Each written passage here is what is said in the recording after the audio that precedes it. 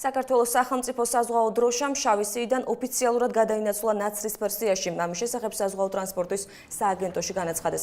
ქვეყნის საზღვაო დროშა შავისიიდან პარიზის ურთიერთგაგების მემორანდუმის ფარგლებში ამოიღეს, რომელიც 3 წელიწადში ერთხელ ევროკავშირის წევრი ქვეყნების, რუსეთისა და კანადის დროშების ქვეშ მცურავი გემების ინსპექტირებისა და დაკავებების შედეგებს აჯამებს, რის საფუძველზე სხვადასხვა ქვეყნის დროშა ხვდება შავ, ნაცრისფერ ან თეთრ სიაში.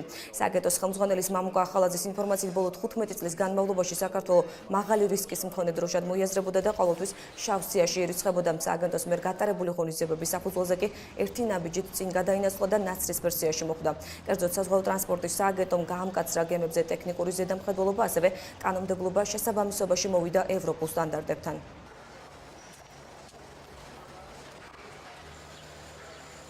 ეს არის დაბალი რისკის მქონე გემების რეესტრი. ნაცრისფერი სიის ქვეშ მცურავი გემებს უკვე გემებზე არ ვრცელდება უკვე ის კონცენტრირებული საინსპექციო რეჟიმი, რაც დაუშვა შავი სიის ქვეშ მცურავ გემებზე. ანუ რისკ ფაქტორი მცირდება. ეკონომიკური სარგებელი გემების რეგისტრაციის შედეგად უპირველეს ყოვლისა არის ტონაჟის მოსაკრებელი, რომელიც უშუალოდ და პირდაპირ ირიცხება სახელმწიფო ხაზინაში.